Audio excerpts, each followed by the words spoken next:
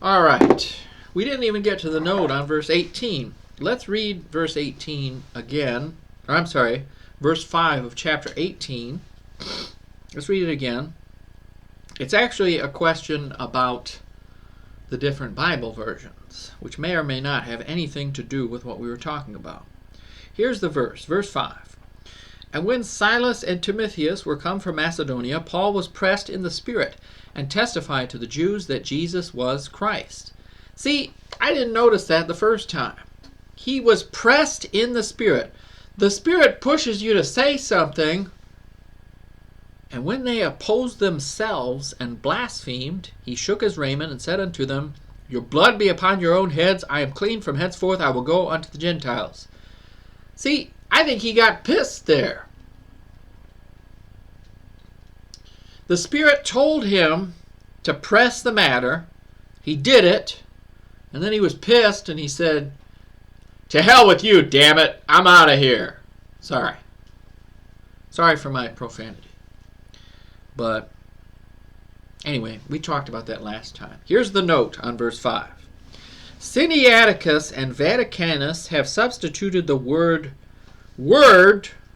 for spirit in this verse.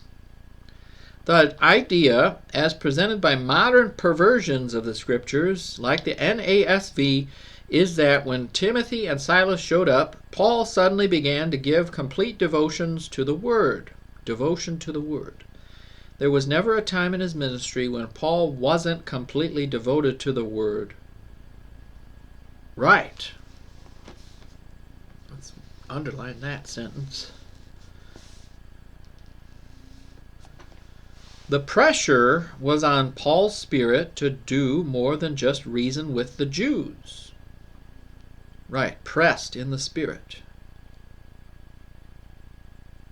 The pressure was on Paul's spirit to do more than just reason with the Jews and to lay the claims of Christ on them strongly.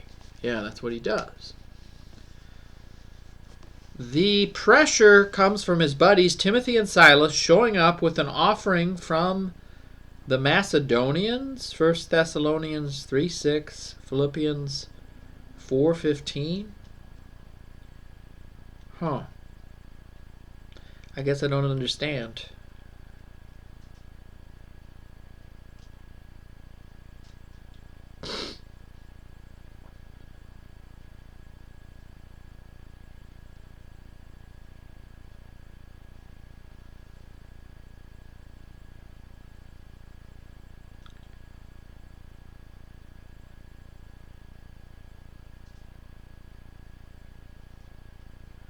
Well, at least he points out here that they changed the word there. So word in verse 5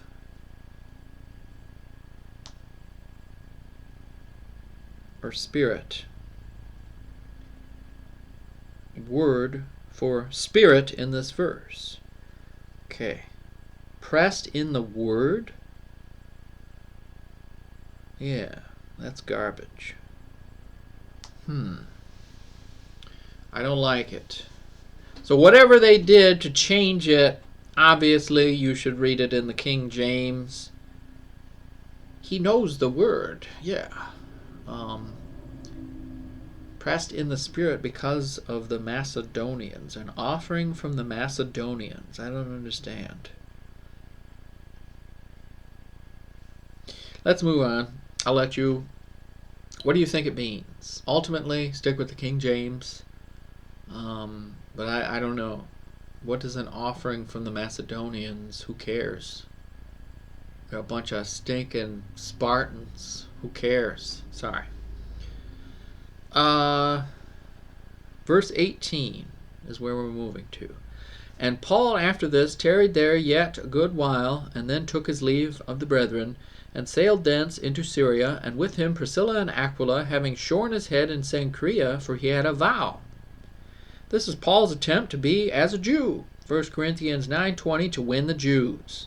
The church at Corinth had a strong Jewish background. It was the only church with which Paul dealt extensively with the Jewish signs. 2 Corinthians 12:12, 1 Corinthians 1:22, and he had won 2 rulers of the synagogue there. Verse 8 and verse 17, 1 Corinthians 1:1. He had gained a renewed burden for his own people, which explains the statement in 1 Corinthians 9:20. Paul is fulfilling the rites of a Nazirite.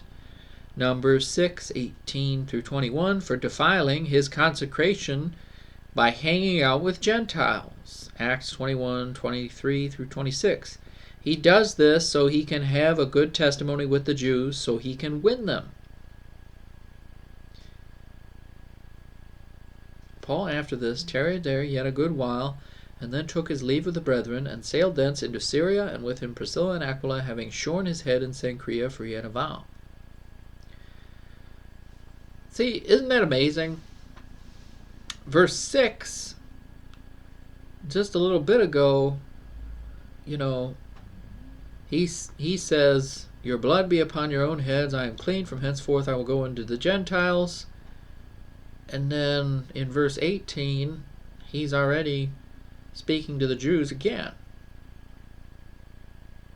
Isn't that interesting? That's what I get out of it anyway. So he doesn't give up on them. Maybe he just gave up on these yo-yos that were in Corinth. So he goes back to Jerusalem and Antioch. So the people in Corinth, he's like, done with you.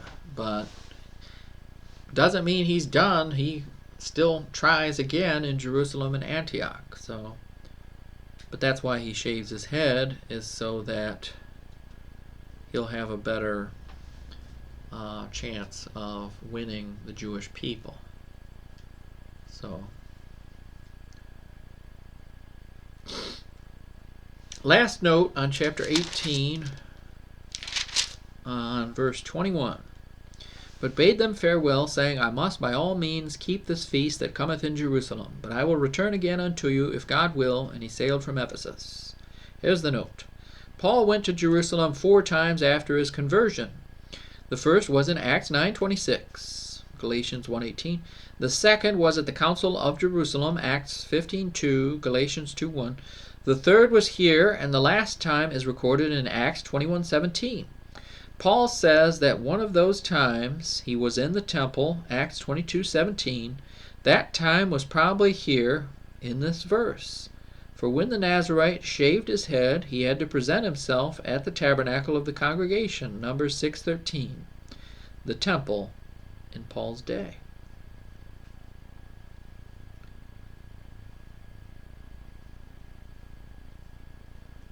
Okay. So it kind of goes along with the previous note there about shaving his head. So, not much more to say there. Anything else to say about chapter 18? For he mightily convinced the Jews, and that publicly, showing by the Scriptures that Jesus was Christ. Amen.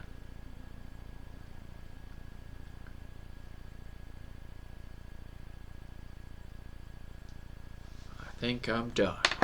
I'll see you later.